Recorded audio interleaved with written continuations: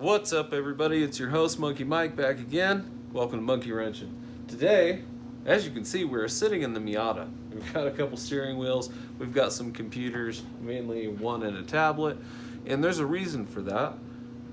I got the new, or rather, the very old, big Dookie HP out, got it all set up, ready to go with Tunerstudio, and I'm going to show you guys how to set up a Speeduino or SpeedyEFI system on Tunerstudio, much like you would Megasquirt. Megasquirt. Anyway, I went to do that and realized this laptop is so old it does not even have Bluetooth on it, which means I now have to take apart my ECU, unplug the Bluetooth module, and then we'll have to use the serial cable in order to connect to Tunerstudio. That's not a problem, so give me just a moment to get that all set up, and also show you real quick how easy it is to do that. Just in case you have one of these, let's say your Bluetooth unit fails or you want to go back to a hardwire setup, I can show you how to do that as well. So stay tuned. So in here is my glove box. As you can see, it's all very nice and neatly put in there, super secure. That's me moving in the seat. You know me, I'll tell you if I farted. What we need to do is just grab the ECU itself. We're gonna take out these back screws right here. There's gonna be 1, 2, 3, and 4. Okay. So as you can see, there it is. It's got my little code written on it. It's not a big deal. I don't really care if you guys know what it is, but I'm not going to show you anyways. An easy way to do it is simply to unplug the unit altogether. There it is. You can put it back in, leave it open, which for the moment, I'm just going to leave it open like that, because I'm going to end up putting the Bluetooth back in and back together. But really right now what I'm testing is just to make sure that nothing happened to the ECU itself and that everything will still interface with this particular laptop. I may leave it unplugged as you're seeing it. This is the SMAFR unit and everything just kind of tails off from here. But I'm just going to leave it like this for the moment. This will be where we connect our USB. Maybe, if I could put it in the hole right. And I'm just supporting the back of the board there when it snaps it. Alright, so first off, I want to apologize for the dryer. It's in the background. We do need to dry clothes. This is where this is happening at. So if the sound of the dryer is too much for you, I absolutely apologize.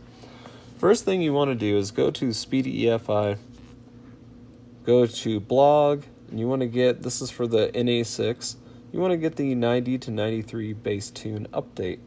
From there, they actually give you full directions about how to connect with Speeduino. And I'm just going to set this off to the side and we're going to follow it dead to a T. And that's basically what I'm going to currently show you guys. So first things first is we want to figure out the firmware that's on our Speeduino. They have a guide for that. You go ahead and follow that.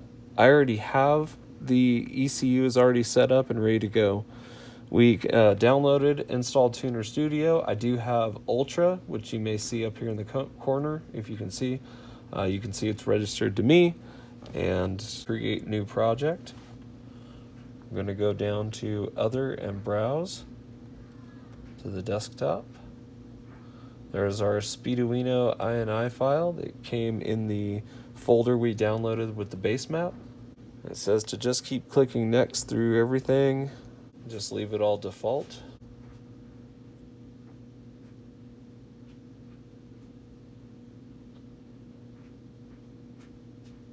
Loading the project. Not connected. Let's go ahead and turn on the car.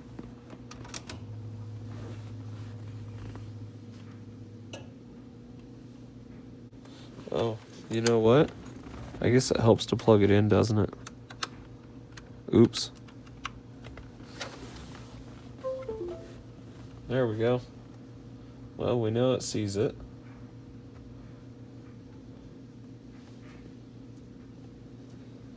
Let's see if we can detect the port. Maybe it'll find it.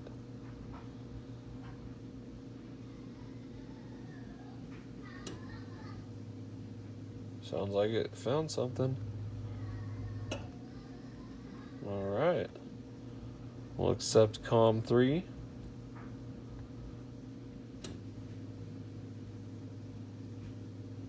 There we go.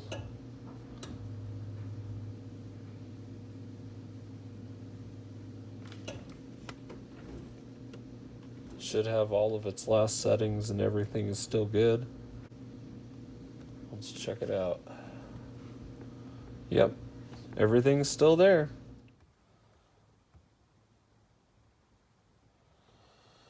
So that changed quite a bit.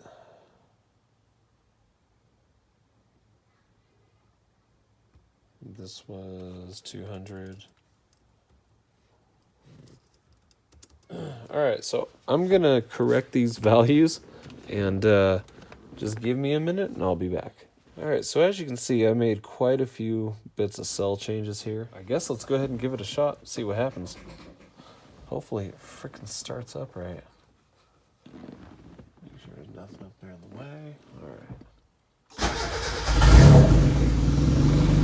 Hey, look at that.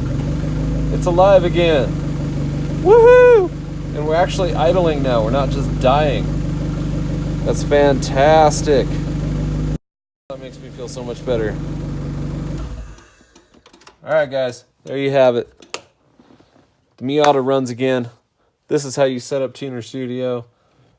If you want to go back and look at the numbers, you can just see that I had to add a crap ton of fuel. It lost so much fuel up in this area. And I'm imagining that the more I go through some of this stuff, I'm going to see a lot of discrepancies. It looks okay at the moment. It looks fine as far as I can see.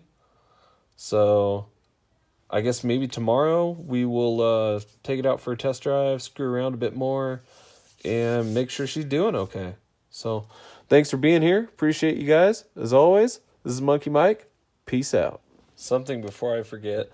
Okay, I did this here, so it was nice and big. If you do want to do the same kind of tuning, you just go in here to the VE table. You can pull it open, make it any size you want. I usually have this smaller.